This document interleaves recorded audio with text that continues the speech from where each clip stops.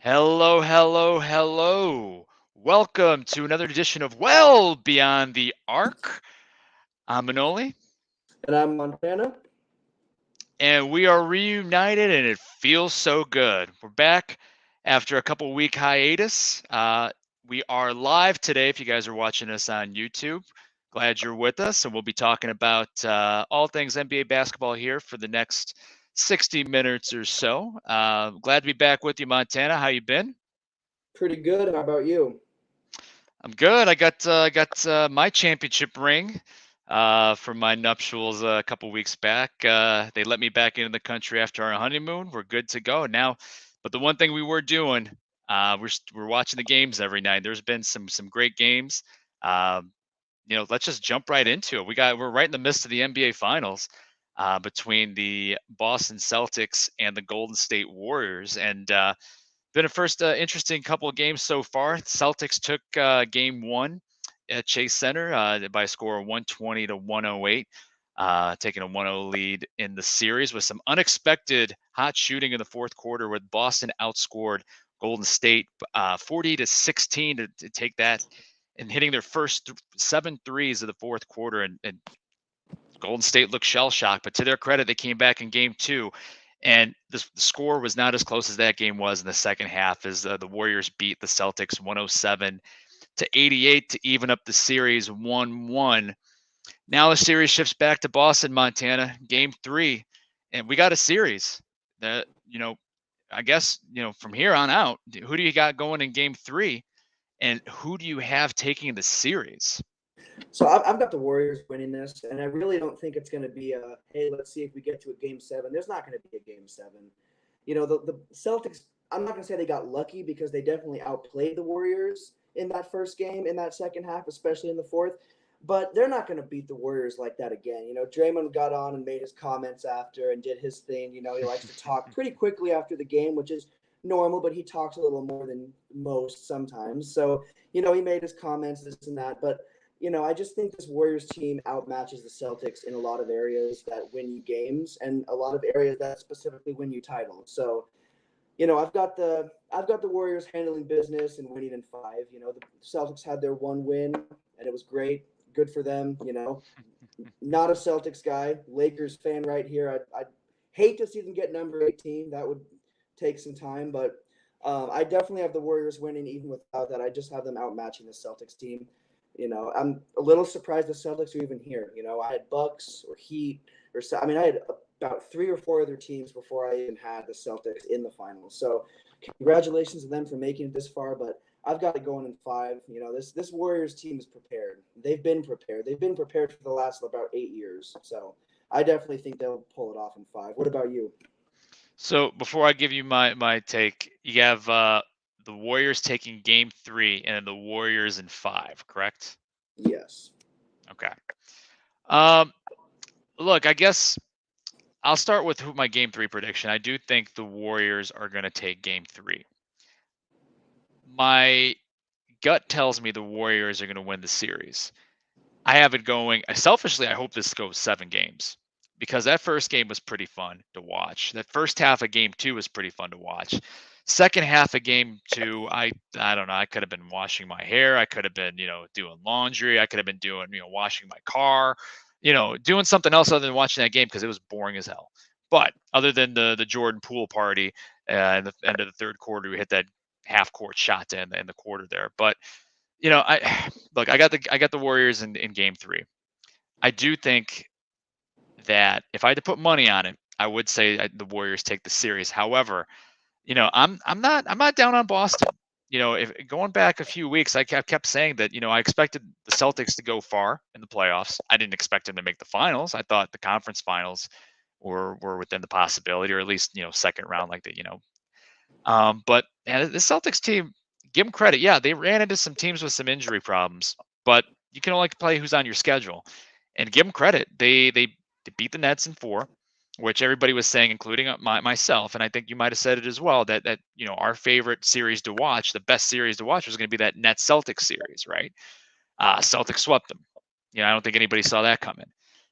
They took the defending champ Milwaukee Bucks to 7 games. I thought the Bucks would win that one, but give the Celtics credit. They beat them in 7 and moved on to the conference finals. I thought Miami would beat Boston there, but give Boston credit. Yeah, there's some injury woes on Miami's side with Tyler Hero and then Kyle Lowry being out half the series with the hamstring pull and all that. But the Celtics played who was on their who was on their schedule, won a game 7 in Miami to get to the finals. I've been saying that, the Celtics have a bunch of guys, swing guys, wing guys between 6'4", 6'5" to 6'8", 6'9" that can switch on defense. Because the NBA, all it is these days is just switching and pick and rolls. That's all it is. And Boston has guys that can be able to match up. Now, the one thing that Golden State and Steve Kerr had figured out in game 2, which is going to be the key to their series going on, and I don't know if Boston can adjust to this, is who they're switching, right? Steph Curry's got the ball up top.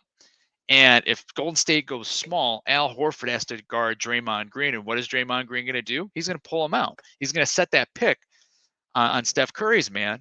And there's 1-on-5. There's Steph Curry versus Al Horford. And to quote the great Charles Barkley, that's barbecue. No, I'm sorry, Shaquille O'Neal. That's barbecue chicken.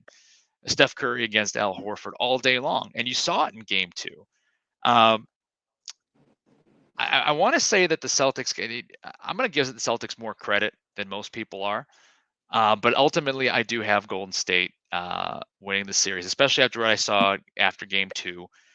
I don't know if Boston can adjust to that pick and roll, getting, Al Horford away from Steph Curry, unless they go even smaller, which now you're taking one of your better players off the court in Al Horford.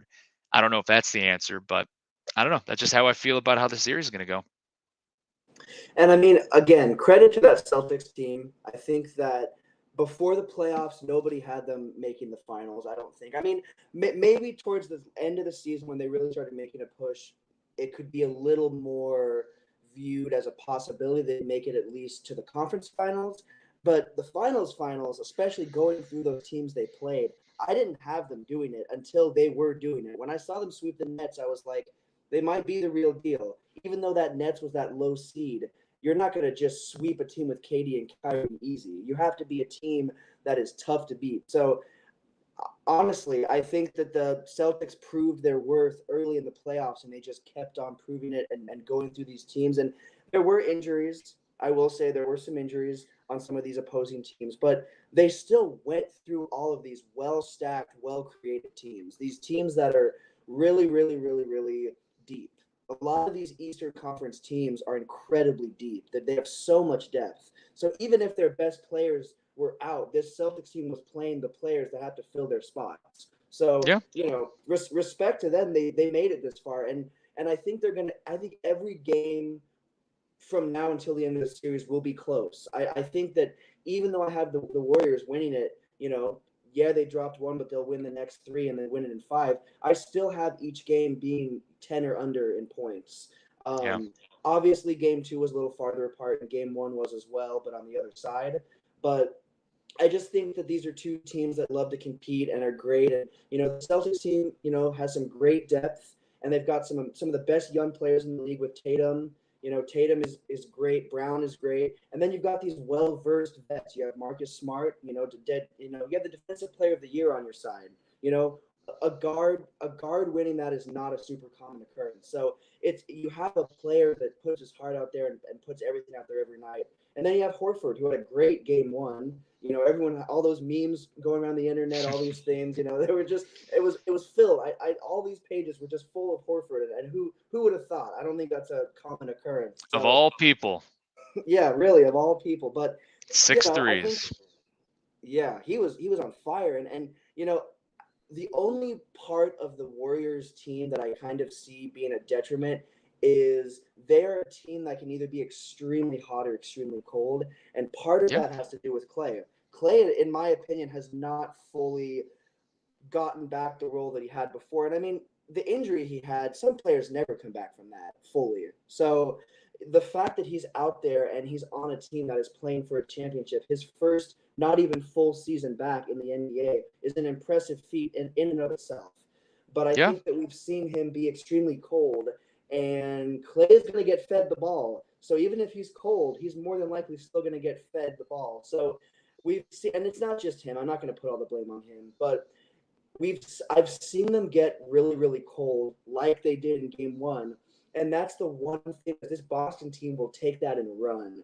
So if this Warriors team gives them that again, maybe we do see a series that goes to 7 games, and maybe this Celtics team pulls it off. But I just Yeah, don't think that's going to happen. You know, the Warriors, in my opinion, are the best team, the best organization of the 2010s. What they've sure. accomplished is just we might not see that again. We might not see this much dominance for a little while. This is Chicago Bull level dominance. Have they won all the rings? No, you know, but they are dominating the league like that team did in its time. They are, Yeah, they are a great, and Steph Curry is a legend. If he wins one more, he ties LeBron. And I think that says a lot. Maybe it says some not great things about LeBron and his consistency with winning, but on Curry's end and Klay's end and Draymond's end, I mean, they've been together since the beginning. They came to this team together. So honestly, I've came to respect the Warriors a little more as time has gone by. And I really would like to see Curry and Klay and Draymond win another ring because I think this is a group of guys that stuck with it, knowing that they'd be back on this stage, which is it's great to see. That just shows they know how great they are. So I'm excited. We've got plenty more basketball left, and I think the series will really be exciting as it goes on, no matter what happens. you brought up a couple interesting names there. Um, let's talk a little bit about Klay Thompson because I completely agree. I don't think he has been the Klay Thompson of old and the Klay Thompson that we're accustomed to seeing over the first 2 games of the series. Yeah, he's come back from devastating injuries. Came back, I believe, in January of this season. He's put up some numbers. I think he averaged something about 20 points a game over, I don't know, about 30, 40 games or however many games he played to finish out the year. And he's played pretty well in the playoffs. He hasn't had to be explosive because Steph Curry's has explosive moments. They've gotten a lift from Jordan Poole. Even Andrew Wiggins at times has played well for the Warriors in the playoffs. But, if now that you get down to the finals and you need your vets to step up, uh, the Warriors need Klay Thompson to be Klay Thompson. I think that yeah, maybe he's not all the way recovered from that injury, but he's shown flashes and he's shown the ability that he is. Where I don't see Klay being 100% back, and maybe this is him just getting a little bit older, is on the defensive end. Because if you remember all those other Warriors runs, Klay Thompson was one of the better defensive players for the Warriors. You had Andre Iguodala, you had Draymond Green, obviously, but Klay Thompson was a pretty good defender that they were keying on taking one of those quicker guards so Steph Curry wouldn't have to take him. Heck, give Steph Curry credit. He's playing some pretty good defense in the first couple games of the series, especially last game. But if Klay Thompson doesn't pick it up, Warriors could be in a little bit of trouble. I don't know if it'll cost them the series, but Warriors need Klay Thompson to step up. Getting to Draymond Green though, after game one, he made some comments right away in the post game presser about, oh, I'm not worried. Celtics, they shot between, Derek White, Draymond Green, Derek White, Al Horford, and Marcus Smart. They shot 15 to 23 from three. They went 9 to 12 from three in the fourth quarter. That's not going to happen again. He wasn't worried. Now, do you think he was saying, and he didn't say anything disrespectful. He did give them credit, those guys credit of being capable shooters. But do you think, Montana, that Draymond was posturing a little bit in the media to kind of get in the Celtics' heads, or he's just spitting facts and he's like, listen, we're not worried. This isn't going to happen again. So you know what? I think that there's this little thing that happens every single finals where there's one team that has immense amount of confidence, and we saw it last season with the Bucks. We saw, they were down. I believe they dropped 1 or 2 games in the series, and they were laughing and smiling, and they were just fine in the presser. They weren't worried about it because they knew that they were the team that was going to win it. I think the Warriors have that same mindset. I don't think Draymond Green is just trying to get in anybody's head. We know that he's capable of that. I mean, he's done it before, time and time again, and sometimes he's tried it and it hasn't worked. Draymond is a guy that loves to talk. As time has gone by, I think he's done a better job of backing it up. And I mean, he's part of one of the best organizations of all time. So he definitely can talk that talk, and he also walks the walk. So I don't think it's all talk. I don't think it's trying to get in their head. I think he really believes it, and I'm with him on that. I'm totally with him on that. And game two, And his performance, but the entire team's performance in game 2 shows that he wasn't just talking. They weren't worried about that. They dropped that game. They came back, and frankly, I think they controlled game 2 start to finish. There were some points where it was closer than other points of the game, but I think that Warriors team controlled the pace, at least the pace. Maybe not the score the whole time, but the pace of game 2 Sure. was the Warriors. So Draymond very well showed that they're about, this team is about it. A team that has been to this many finals and has this much success, and some of the greatest, arguably, definitely Steph is in that top 100 player of all time. Klay is right there too. Obviously, he didn't make that top 75 list, but there are a couple players that should have been on there that weren't. So I think he's right there, top 100 player of all time right now. Draymond is not a top 100 player of all time, but I would say he's a top 50 player of all time for what he does on the team.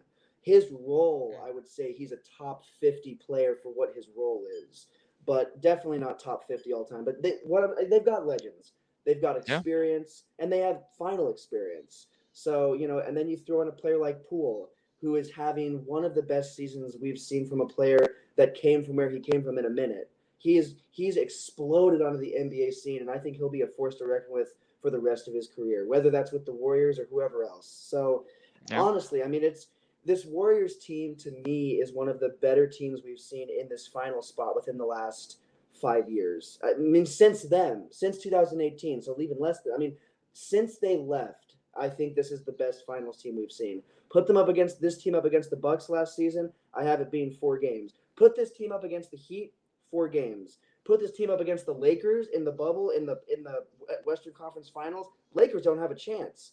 I love the Lakers. Coming from the Lakers fan, you're putting your Lakers under that? I've got the hat on, I've got the tattoo, and I'm still saying Wow. I'm still Wow. so this Warriors team, in my opinion, is one of the better teams we've seen since Kevin Durant left their team and they kind of reshaped. So yeah, I think Draymond was 100% right, and I think that he can talk, and I think he probably will talk. We already know if they win in 5, he'll be saying a lot. No matter how many games they win, and he'll be saying a lot. So He's gonna be saying a lot regardless. yeah, he's gonna talk no matter. He would talk even if they only won 20 games throughout the whole season. He just talks, which is one of the things you love to hate about him. So yeah, I definitely think Draymond Green, what he said had truth to it, and I also think that he can say it. It's Draymond Green. It's the Warriors. So I think there was definitely some real truth to what he said. I agree there's truth to what he said. I think he was being efficient with his words is what I'll say. I think he believed what he said, but he also, I think, wanted to get a little bit in Boston's head, say like, you guys aren't going to be able to do that again. Now, granted, are those guys going to shoot 70% from 3 again? Are they going to come out in the fourth quarter and do that again? Chances are no. Those guys are capable shooters, but they're not going to repeat that same performance all over again. So I give Draymond Green went to the Phil Jackson and Pat Riley school of NBA Finals or NBA playoffs post-game pressers. Now, granted, those coaches used to do that to get calls from the refs in the next game. Draymond just, he wasn't disrespectful. He's just like, listen, those guys we're banking on them not doing that again. Great shooters are capable, but they're not going to be that hot again. And he's 100% right. Now, Game 1 was the first time that I remember seeing the Warriors, and this is even when they were beat by the Cavaliers. This is when the Raptors beat them too. This is the first time I saw the Warriors shell-shocked.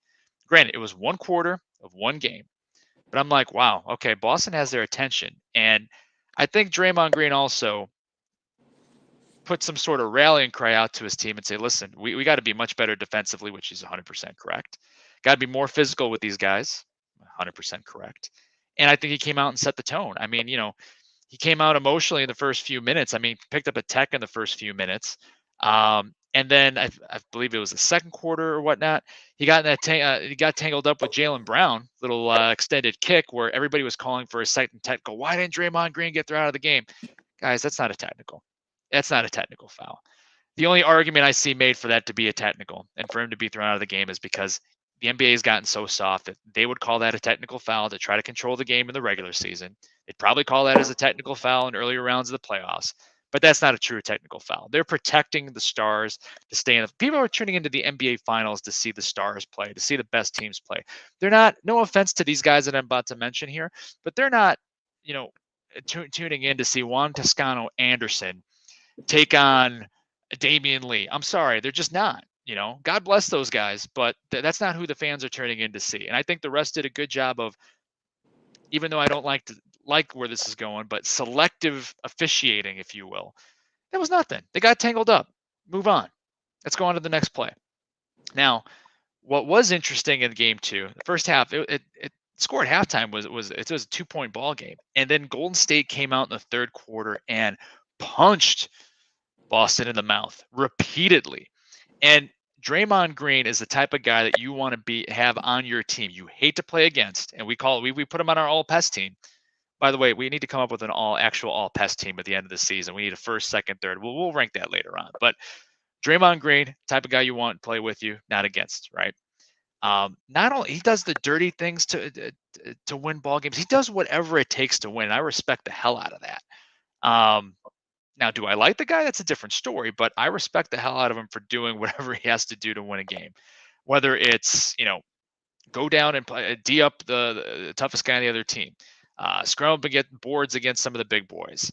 Now, and it's even funnier because Draymond Green passes up wide open shots, and he's a very unselfish player. Another reason why I respect the hell out of him. Very unselfish player. And people ask him, Draymond, why don't you take more shots? And his response is something along the lines of, why the hell would I shoot when I have two of the greatest shooters of all time on my team, and Steph Curry and Klay Thompson? And I couldn't agree with them more, right? Some of the picks he sets, and hell, that game too, he was looking like a little bit of an offensive lineman setting, downfield blocks to get Steph Curry open. They didn't call it. So, I mean, if they're not going to call it, keep doing it. And then Steph Curry took advantage of that. Jordan Poole took advantage of that. And, the Warriors won game 2. I think it's going to continue. Depending on who the officiating crew is in games 3 and 4, I think it's going to continue. And we'll see what happens. But the Draymond Green effect is in full force here in the NBA Finals, is to the surprise of no one. So, it'll be interesting to see how things go on going forward. And Celtics are the team that's looking a little shell shocked, don't you think? Yeah, absolutely. I think that they need to really bounce back. If they drop game 3, I'm gonna honestly, if they drop game 3, I absolutely think it's done in 5. I just don't think you come back from that against a team like the Warriors.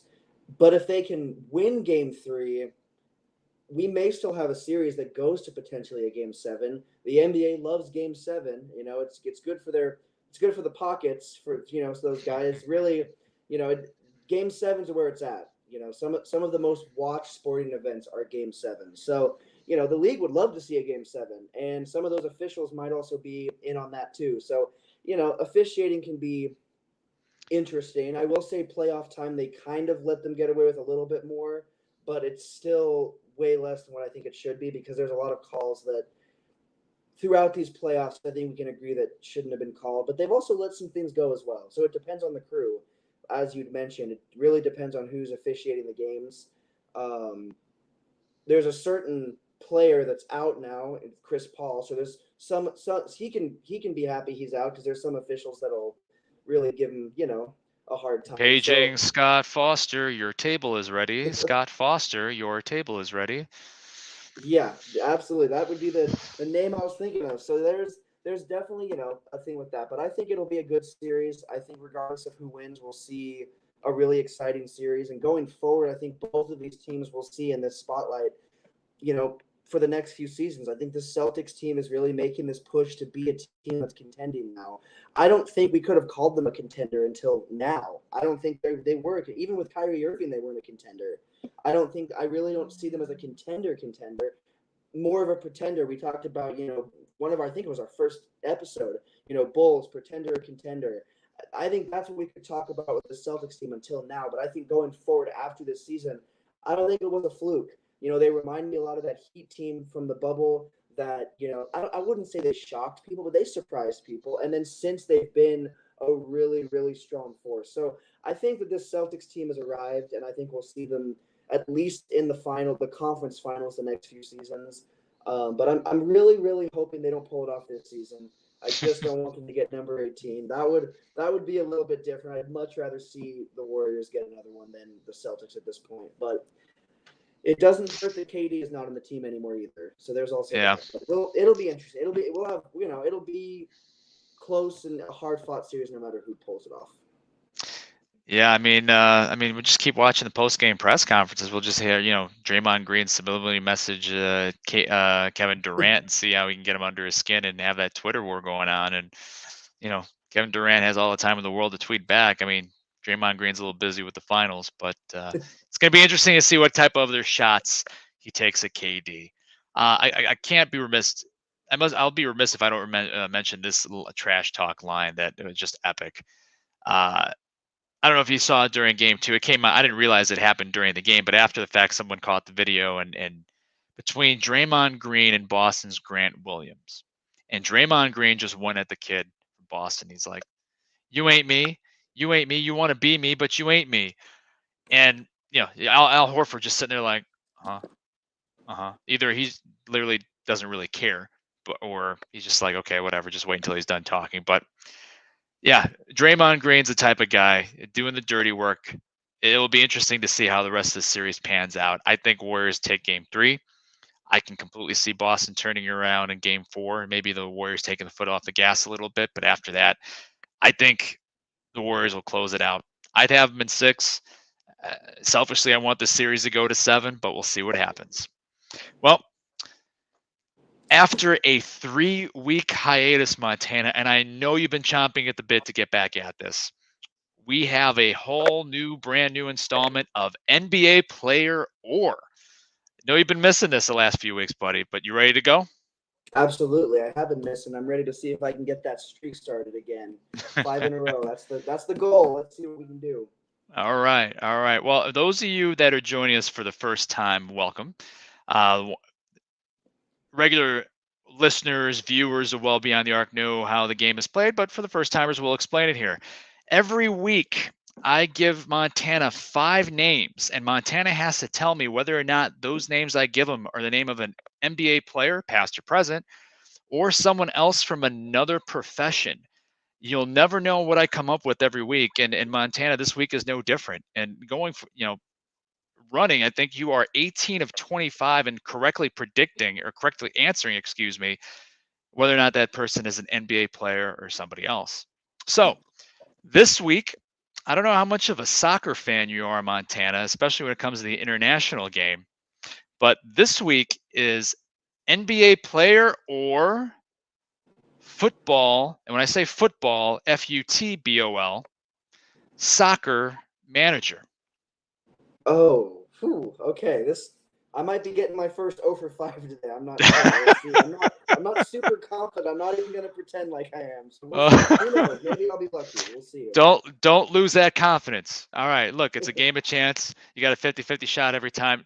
Watch you go 5 for 5. But anyway, without further ado, the first name, Montana. Is this gentleman a NBA player or a football, let's just say soccer manager?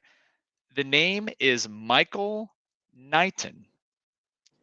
Michael Knighton. I'm gonna start with manager. Victory! Thank you, Johnny Drama. Yes, Michael Knighton was a manager with Carlisle United, wherever the hell that is. I'm assuming somewhere in the United Kingdom. 68 games with them back in the day. I'm not even going to give you the year because I'm not going to lie, I didn't look it up. But at least you don't have to worry about going 0 for 5 going forward. So 1 for 1. Good job, sir. You may be bluffing. I think I smell a 5 for 5 here. But anyway, move on to name number 2. And you know what? Before that, I realized I forgot to mention that if Montana gets a question right, you will hear Johnny Drama and the victory chant there. But if he gets a question wrong or a name wrong, you'll hear the big M. Yep, that's the one. That's the one right there. All right. Name number 2, Montana.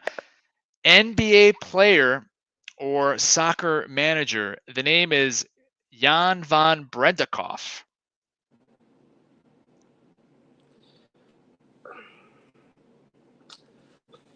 Oh, well. He had to take off his hat for that one, ladies and gentlemen. Oh, man.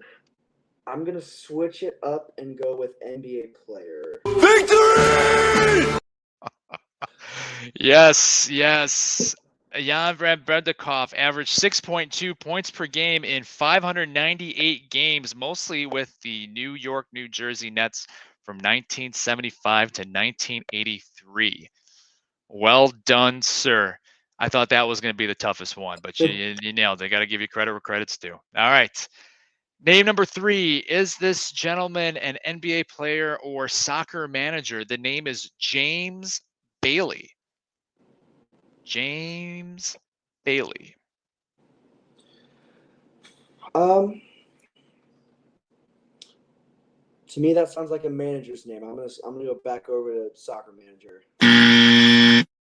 No, James Bailey. I have no idea if he's related to Thurl Bailey or not. Someone can chime in and comment on that later. But James Bailey averaged 8.8 points per game in 595 career games with the Seattle Supersonics, New Jersey Nets, Houston Rockets, New York Knicks, and Phoenix Suns from 1980 to 1988. Time to get back on another streak. But hey, 2 out of 3. Let's finish it off here. Let's close out strong, huh? Oh yeah. Name number 4.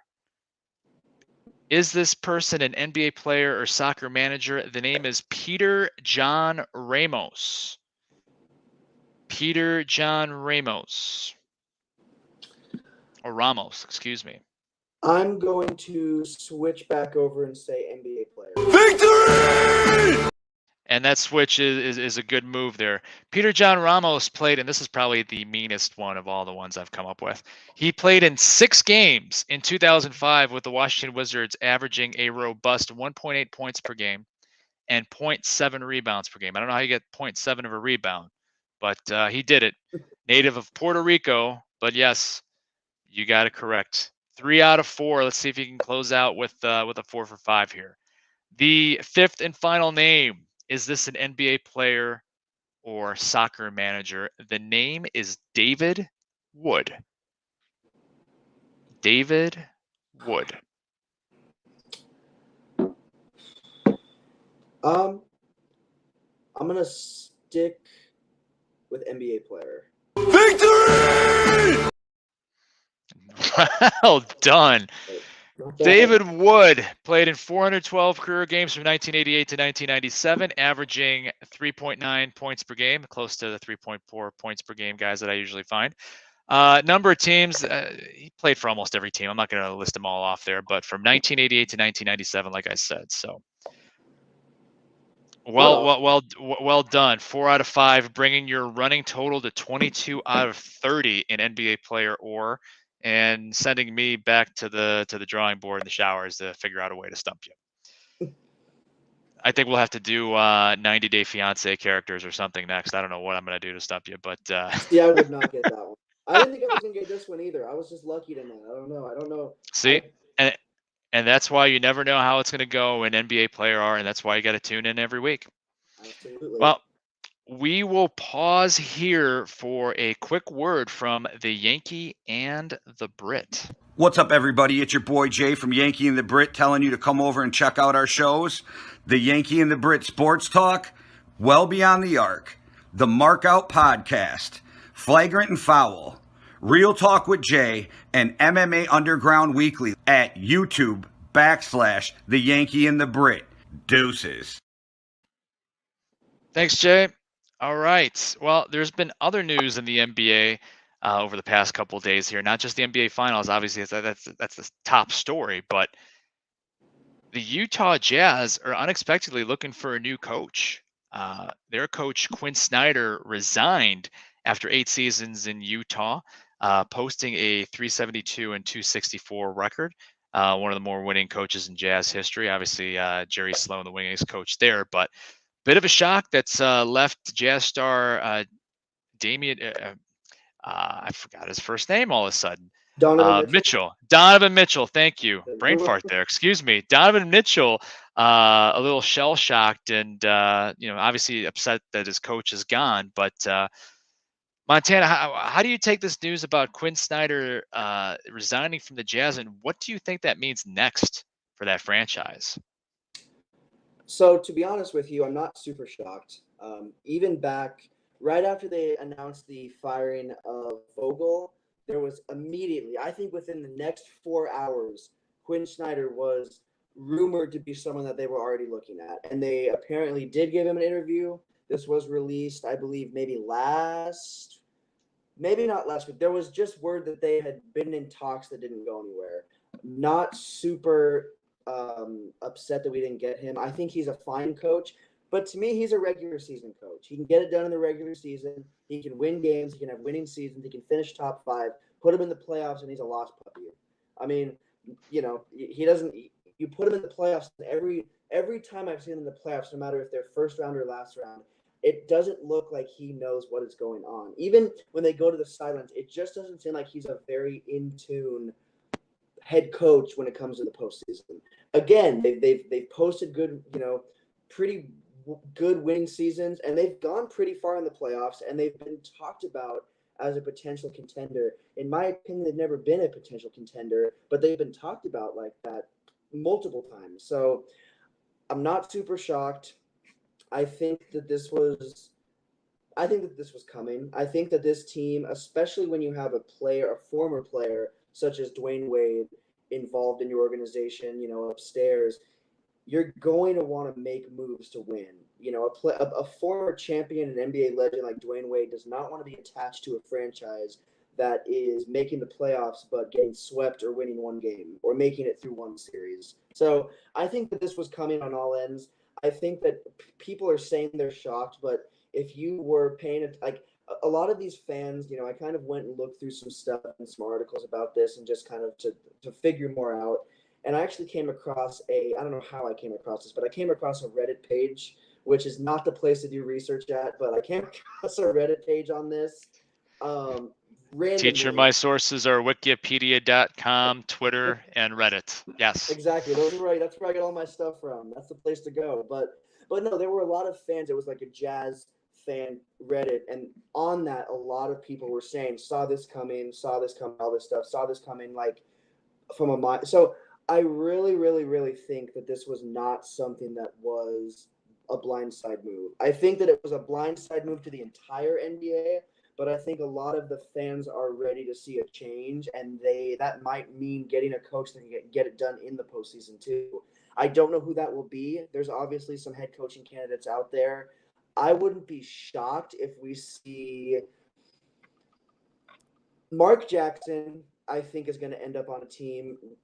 I don't know what team that will be, but I do think that he will find himself on a staff. Will that be the Jazz? I don't think so. But anything can happen in NBA offseason. So we might see a former player such as Mark Jackson, on staff in Utah. That's not my first pick for who we'll see, but it's a possibility. But I think that this Jazz team is really, really going to try to find a guy that can get it done in the postseason now, because you've had the regular season success and the consistency. Let's get it done in the postseason. Let's not just be a team we can talk about in the regular season. Let's talk about them when it matters. Yeah. No, look, agreed. I think, Donovan Mitchell woke up the other morning and kind of asked, what happened? And Quinn Snyder left? You kidding me? Look, I agree. Quinn Snyder is a solid coach. I think he's a pretty solid coach. Good regular season coach. Reminds me of other great regular season coaches like the Rick Adelmans of the world, Mike D'Antoni's, George Karls. Those guys don't have championship rings as a head coach, but they're always got their teams in the playoffs. Once in a while they make a little bit of noise, but they never went all the way. Quinn Snyder, not a Hall of Fame coach. He's in the Hall of pretty good. But at the same time, this could be a ripple effect, right? You mentioned Dwayne Wade. He's already come out and started campaigning for his old assistant coach David Fizdale, who was a coach of Memphis for a short time. Take that for data. And the New York Knicks, had a couple of, I think he was an assistant for the Lakers, if I'm not mistaken, here recently. But, I think David Fizdale will get an interview. I don't know if that's the right fit. You mentioned Mark Jackson. Mark Jackson once played for Utah. I don't know if you knew that or remember that, but he did play for Utah for a short time. He seems to be getting interviews everywhere, but hired by no one. Um, but you brought up Dwayne Wade, but another person to keep in mind here is Danny Ainge. He resigned from Boston and took over in the front office there at Utah. He could be a volatile front office guy. He's not afraid to make a trade. He's not afraid to make things happen. He has put together some winning teams. One championship team, but if I had Kevin Garnett, Paul Pierce, and Ray Allen when I had him, I'd probably win a championship too. Yeah, it's going to be really, really interesting. What I would want to see, I want to see Frank Vogel get an interview in Utah, to be quite honest with you. That's one name I would call, at least to bring in an interview. I don't know if he's the right guy. I don't know if there is a right guy. There wasn't much wrong with Quinn Snyder other than not getting that team past the second round of the playoffs. And maybe that's not all Quinn Snyder. I know that there are some reports that he resigned over philosophical basketball differences. And part of that could be the personnel that you have on the team. Now, granted, Danny Ainge has only been in the front office in Utah for one season. So he hasn't really put his stamp on the team just yet. Hiring this next coach will be part of that. But also, with the resignation of Quinn Snyder, if you don't bring in somebody that's going to make your star player Donovan Mitchell happy, he might want out. There's already rumors about Rudy Gobert being traded. And I think when you're talking about basketball philosophical differences in this day and age, NBA, that's to me that's signaling out Rudy Gobert. Great defensive player, will lead the lead in block shots, rebounds. All defensive team. He's got 3 or 4 defensive player of the year awards. He can't do much else other than, granted, he's 7'3", doesn't need to do much else. But if you pull him away from the basket, he's no good to you, right?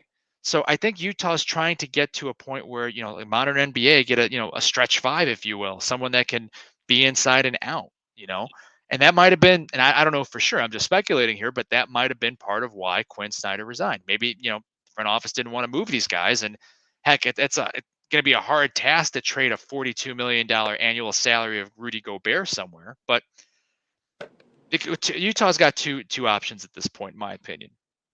You trade Donovan Mitchell. Yes, his first name is Donovan. I get that now. You trade Rudy Gobert. You get what you can back, including assets, expiring contracts, young guys, draft picks. Get back what you can and start all over. And from there, you can bring in whatever coach you want. Now, do I think that's the way they're going to go? Not with Danny Ainge as their president of basketball operations. He's getting up there in age. I don't think he's got the patience for a rebuild. I think, he's got some ties to Utah. I went to Brigham Young, went to BYU. But I don't think he's got it in him to take a 3-4 year rebuild job. I think, and these guys are under contract. They got to play. They might be unhappy, but they got to play. So I think, it's going to be really interesting to see who Danny Ainge brings in as a head coach and to see if and what roster moves Utah makes going forward. Bogdanovich has been, or Bojan, Bogdanovich. I get the Bogdanovich mixed up. Bojan Bogdanovich has been mentioned in trade rumors. I think that would be a mistake in my opinion, but we'll see. But from the Utah head coaching job, your beloved Lakers also made a hire in Darvin Ham. What say you, Montana? How you feeling about the Lakers' new head coach? I'm incredibly happy. Former NBA player champion and with the Pistons, and then former assistant coach for the Bucks. Got that championship last season. And I think that he brings a lot to the table. I think that first of all, the fact that anytime there's a former player that takes over a head coaching job, obviously we've seen it not work, especially in Brooklyn with a certain former Phoenix point guard. It doesn't always work. Same thing with any former athlete taking over a coaching position. It will not always work. It doesn't always connect. But I would say that Ham is a coach and was a player who I really think will make a difference. I think listening to his presser, I listened to his first official presser, and it sounds like he is all about taking the team they have now, improving it any way possible, but regardless of what they do, whether they keep Westbrook, get rid of Westbrook, move some of those players, do this, do that, they are going to be a team that stays accountable. I feel like there was not a lot of accountability on that Lakers team this last season. I think that there were some other picks that people might have thought were going to get picked over I don't think that everybody would have said that they think Ham was the first choice, but personally, when I saw that they were getting rid of Vogel, one of the first people I thought of was a coach like Ham. I think that he is a player that will really take them. I mean, this is a guy that entered the league undrafted and ended up an NBA champion. You have to have a certain level of drive and a certain level of accountability and a certain level of patience to do that as an undrafted player and to bounce around like he did. He was on the Nuggets and then the Pacers and then the Wizards and then he went to Canada and then the Bucks and then the Hawks. All of this before he ever won a championship. That's hard, and that's hard work. And then as a coach, I mean, he's coached for the Lakers before, albeit they weren't as successful, but he coached from 2011 2013. He was an assistant coach. He's coached. He knows what it takes. I think he was a great pick. Little side note, this was just announced yesterday. I definitely think that Rasheed Wallace as an assistant was also a huge pickup. I am 100% on board with that one. So I'm extremely excited. Ball don't lie. Yeah. Ball don't lie. Hey, there it is. So yeah, I'm happy with both of those hires, and I think that they are a good first step towards bringing this team back. And also, LeBron likes Ham. If LeBron likes your head coach, you're in luck. If he doesn't like your head coach, which we saw with Lou and we saw with a good amount of his former coaches, you may be leaving that team sooner than you'd like. So LeBron being on board is also huge, and Westbrook being on board. If we keep Westbrook, I dug the Russell Westbrook Lakers jersey I bought last summer out of the closet, and I looked at it and I said I'd love to not have to wear this jersey next season, but if I have to, I'm just going to hope that maybe Ham can get to Westbrook and his role changes and he can really get Westbrook on board, and maybe they keep him and are successful. I don't see them keeping him and being successful, but I think if anyone can do it, it's Ham. So I'm incredibly excited. And I mean, if they would have hired someone that I thought would not be great, I'd be sitting over here just dogging on that pick. So as a fan, I'm excited, and looking at it from an outside perspective, I think it was a hiring that made sense for where this Lakers organization is at right now. I don't agree, but I don't disagree. Look, I think Darvin Ham, solid coach. Like you said, he was the assistant coach for the Lakers when Kobe was there, right? Kobe and Cassell, the last couple of years they were there together.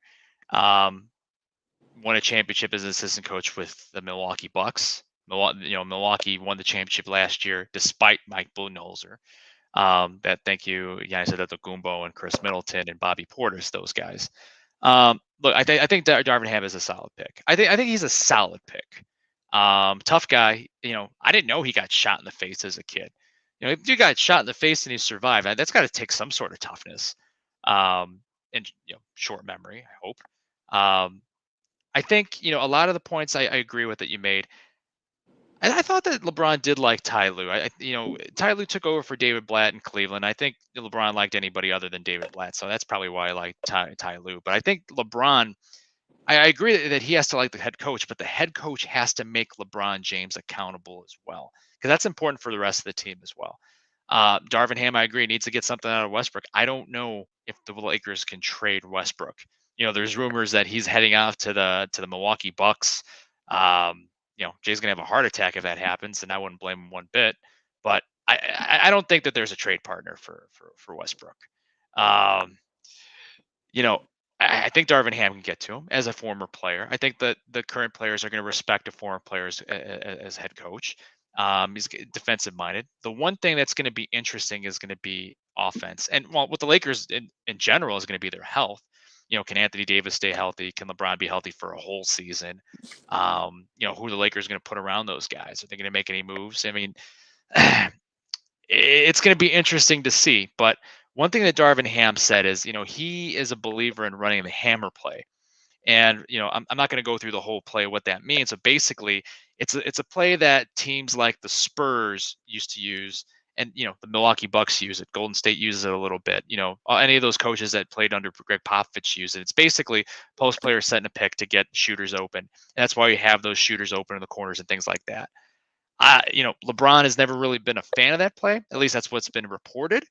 But I also think that plays into his strength because if LeBron starts penetrating the basket, the one thing you've seen on successful teams with LeBron James is having good shooters, where if he can drive in and the defense closes, he kicks out to those shooters and they knock down wide open shots. So I think that's going to be a good fit.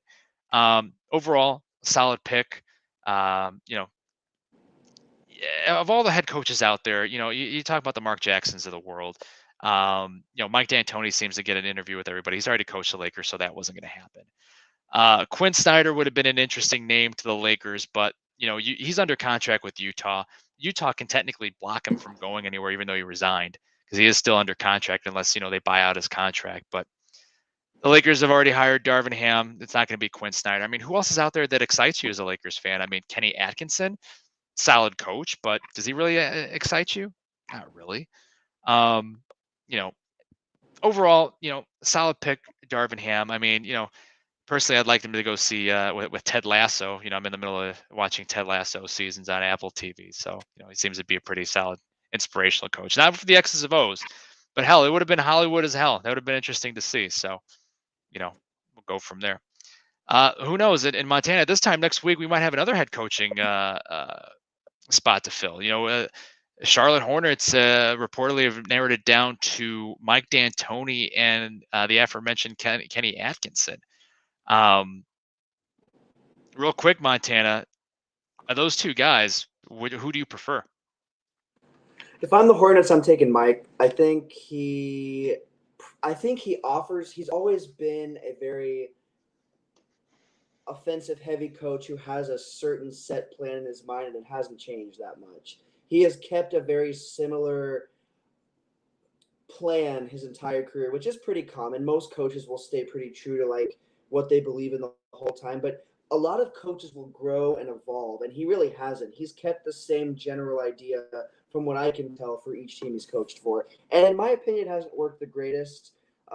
He had success. Again, he's been another regular season successful coach, and then very sporadic in the playoffs. But I would pick him because I think he would coach LaMelo Ball to his full potential.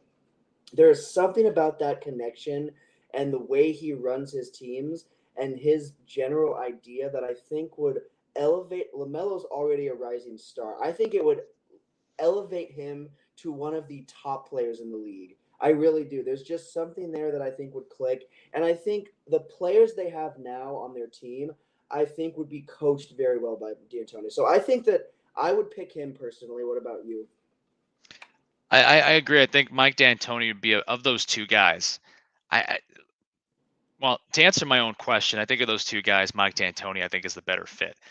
Kenny Atkinson, I think, is a solid coach. I mean, he showed me something taking the scrappy Brooklyn Nets, and I'm talking about the D'Angelo Russell, Elmer Fudd, Jared Dudley Brooklyn Nets when they were taking on the 76ers in that playoffs. No one expected that team to make the playoffs or make any noise even in the first round, but a solid coach. He spent some time working under Steve Kerr over at Golden State. So, hopefully, he gets an opportunity somewhere. But I think, for the Hornets, I think between those two guys, I think it's Mike D'Antoni for a lot of the reasons you just said. LaMelo Ball, special talent.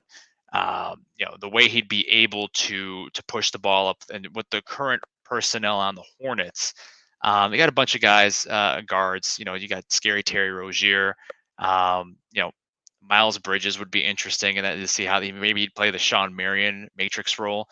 The occasional shooting a three, but just attacking the basket, pick and roll lobs to Miles Bridges. I don't know who plays the Amari Stoudemire role on that team, but I think it would be really interesting. Now, again, the Hornets would be a really good regular season team, like you said. They'd be in